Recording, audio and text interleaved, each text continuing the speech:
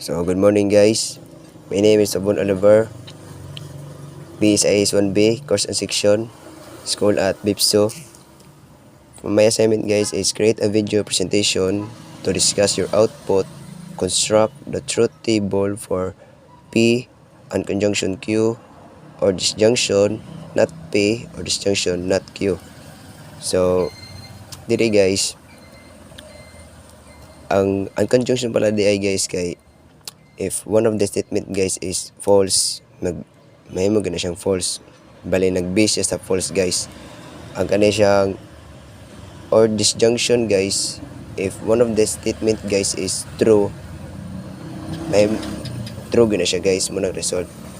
Bali kabaliktaran guys. If kani ang not P guys kana nga logo guys.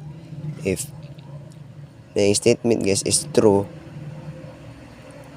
mahimo siyang false. Bali baliktaron gyapon niya guys. Tag na-guess ninyo. So magsugod na ta guys. 5 is greater than 2, which is true. 10 is greater than 3, which is true. Sa second row guys is 4 is greater than 2, which is true. 6 less than 2, which is false. 5 less than 3, which is false. 7 is greater than 4, which is true. 8 less than 5 is false. 9 less than 3 is false. So diri guys nga linya guys is wa man siya false, so mahimo siyang true. Tas 4 negative 2 ay negative 2. 4 is greater than 2, which is true. So naman siya false guys, mahimo na siyang false. Tas diri guys mo gihapon na siya false nga 5 less than 3 false. So diri guys mo man siya false, may mo na siyang mo man siya true, so may mo siyang false. So diri na ta guys sa negation guys. Not P guys, tungod kay sa not P which true man siya diri guys, may mo na siyang false. True magyapon siya diri guys sa not Q, so may mo siyang false. Tas diri guys sa second row true, may mo na siyang false. Tas ang not Q guys mukuha sa Q, which is false man siya diri, may mo na siyang true. So diri guys may mo na siyang true. So kani balik imo gyapon, may mo na siyang false kay true siya diri. So kaning duha ka letter F, which is may mo na siyang duha ka true. So diri na ta sa not P or disjunction not Q. So mo na siya guys, false false or disjunction man siya guys. So if not true, mamaya na siyang true or disjunction man.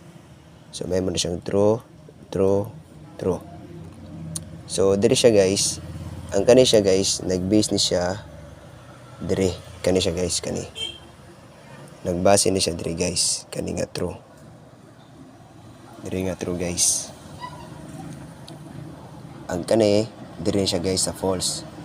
So ang kani anong nagkaada kog true diri, kuha na ko siya diri guys, diri na ko siya gikuha.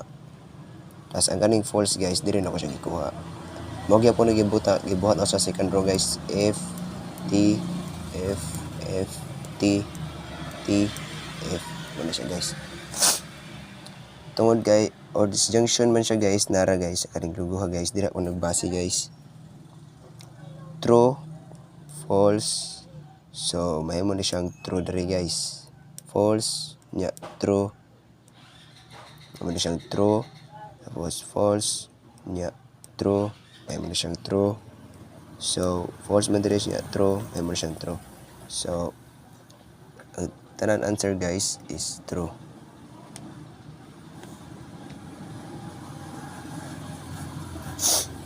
So untang na mo na learn guys, gamay lang kay di man ta ingon nga hawd ani.